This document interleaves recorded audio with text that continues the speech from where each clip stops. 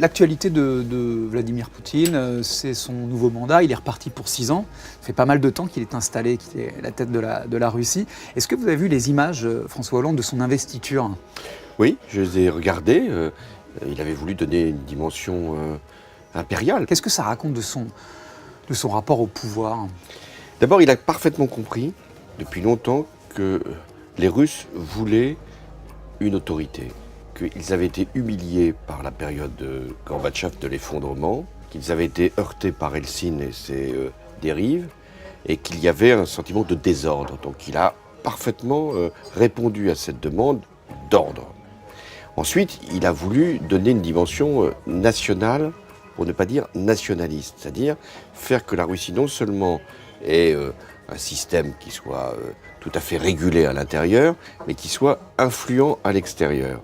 Et il a utilisé chaque faiblesse de l'Occident, chaque erreur de l'Europe, chaque comportement du président américain, afin de mettre la Russie en situation de gagner et d'avancer. Donc il est dans cette stratégie de la reconquête de la fierté, reconquête territoriale, reconquête de l'influence. Et même sur l'affaire de l'espion britannique, où on aurait pu penser... Oui, on aurait pu penser que le peuple russe rejette ce type de pratique, mais il a parfaitement joué sur l'ambiguïté. Si c'est vrai, ça prouve que la Russie est capable de mener ce type d'action, et si ce n'est pas vrai, la Russie est victime. Donc dans les deux cas, il joue sur la fibre patriotique, mais c'est là que c'est dangereux. Vous le décrivez un peu comme une boule de nerfs, hein, c'est ça, un homme tout en muscles, nerveux. Oui, c'est un homme qui n'est pas impressionnant. Il est Rabelais, il est petit, mais il joue toujours du rapport physique. Et par exemple, dans cette nuit de Minsk que je raconte dans le livre, Poroshenko, le président ukrainien, est un homme qui doit faire presque 1m90, qui a une corpulence certaine. Face à Poutine, Poutine le jouait physiquement. Parce qu'il se met comme s'il était l'armée russe.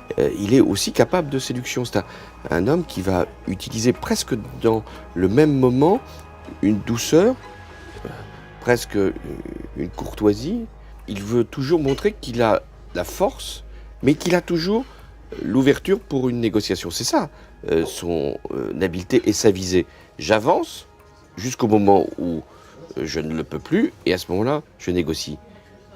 Tout en ayant une capacité à la soviétique de nier l'évidence. Par exemple, quand nous négocions sur l'Ukraine, il prétendait qu'il ne connaissait pas les chefs des milices pro-russes en Ukraine. On lui dit, on sait, on a des informations. Tu prétends que tu ne connais pas les milices, mais on vient de te voir leur téléphoner.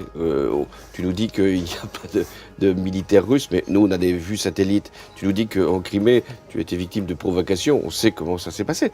Mais il faut être capable aussi de poser une force, un rapport de force. C'est ce que moi j'ai regretté de côté des États-Unis et peut-être aussi de l'Europe, soyons clairs. Il n'y a pas eu à chaque fois les positions de force qui devaient être, notamment en Syrie, démontrées. C'est parce qu'il a senti qu'il y avait de ce côté-là, non pas une hésitation, mais une position, et notamment celle de Barack Obama de ne pas intervenir, qu'il a envoyé pour la première fois. Depuis l'échec de l'Afghanistan, il a envoyé des soldats russes absolument en la Syrie. région. Vous, François Hollande, président de la République, en exercice, vous vous méfiez de cet homme, vous vous dites quoi, Non, mais en fait ? il faut non pas simplement avoir des rapports personnels, ça compte, la diplomatie, de la séduction, de l'intelligence, mais enfin, ce n'est pas ce qui va faire la décision. Poutine, il est très attaché au symbole. Il voulait venir en France pour inaugurer une cathédrale, une basilique à Paris. Et il voulait venir à notre invitation, et comme j'avais su qu'il y avait des bombardements qui se faisaient et des exactions qui étaient commises en Syrie, j'ai dit, il ne viendra pas. Et il n'est pas venu. C'était très important de montrer qu'à un moment, on ne lui accordait pas une impunité. Et qu'il y avait des gestes symboliques, parce que ça lui coûte. Ça lui coûte parce qu'il veut être reconnu par la communauté internationale. Est-ce qu'il l'entend quand vous, François Hollande, chef d'État, président de la République française, vous lui dites tu vas trop loin, tu ne devrais pas recevoir Bachar el-Assad. Mais il entend tout, bien sûr. Mais il n'y a pas d'illusion à avoir. Il ne lâchera jamais Bachar. Jamais. Sauf si une autre solution qui permettrait de ménager les intérêts de la Russie en Syrie lui sera proposée. En revanche, ce qui est inadmissible, c'est que non seulement il soutienne Bachar, mais il nie les utilisations par Bachar de l'arme chimique. Il est à un moment capable de nier avec beaucoup d'assurance la réalité. Donc il faut dire les choses. Il ne faut avoir aucune illusion sur Poutine. Ses alliés en Europe, ce sont les extrémistes. Extrémistes de droite notamment. Les populistes parfois de gauche, ça peut arriver. Mais extrémistes de droite, toujours. Il a conçu un système aussi d'alliance avec tous les extrémistes pour déstabiliser les démocraties. Car il y a une grande différence entre Poutine et tout dirigeant d'un grand pays. C'est que lui sait qu'il est immuable dans sa fonction et que nous sommes de passage. Quand je lui ai parlé, je le dis dans le livre, de ce que je voyais. On était en 2013, hein, et il n'était pas encore intervenu en Syrie comme il l'a fait plus tard. De ce que faisait le régime de Bachar el-Assad, il était capable de dire, mais vous vous souvenez de la guerre d'Algérie ? Ce qui était un raccourci et même une comparaison qui n'avait aucun sens et qui laissait penser que, voilà, nous étions dans une guerre et lui il représentait les intérêts chrétiens. Parce que c'est ça aussi, Poutine. La non-intervention en Syrie en 2013, août 2013, restera, à mon avis, un point de rupture. Il a su à ce moment-là que nous n'irions pas jusqu'au bout. Ouais, ça c'est la bascule. Que Barack Obama n'irait pas jusqu'au bout. Il a réussi, de son point de vue ? Non, il pense avoir réussi. Mais en fait, il a perdu une occasion formidable de mettre la Russie dans l'économie mondiale, de lui donner une capacité de développement. Et puis il a échoué, mais ce n'était pas son intention de réussir, sur la démocratie. Puisqu'il a fait arrêter 1500 personnes le jour de son investiture.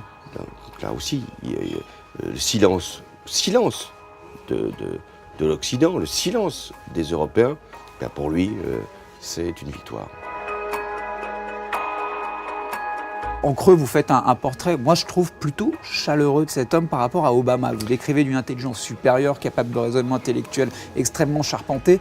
Mais on se dit qu'à la fin, vous préférez passer un moment avec Poutine plutôt qu'avec Obama. Non, Obama, il y a plein de liens qui nous unissent. Il se passe ce qui doit se passer, c'est-à-dire plutôt un échange intéressant, intelligent, courtois, élégant avec Poutine, où on est dans une forme de dramaturgie tragicomique. J'avais eu un dîner avec Obama dans un restaurant, un dîner avec Poutine à l'Élysée, et lui arrive au dîner avec une gourmandise que n'a pas Obama, jusqu'à amener dans un sac isotherme une vodka. On ne voyait pas Obama arriver avec une bouteille de whisky. Votre successeur, jeune successeur, le président Macron, se rend à Moscou. Il va rencontrer Vladimir Poutine sur son terrain. Est-ce que vous avez quelques conseils à lui prodiguer ? Ce que je veux dire à tous, c'est que moi, je n'ai cessé de dialoguer avec Poutine. Bien sûr qu'il faut parler, mais il ne faut jamais être dupe. Il faut savoir, non pas ce qu'est une personnalité seulement, ce qu'est sa vision, sa stratégie.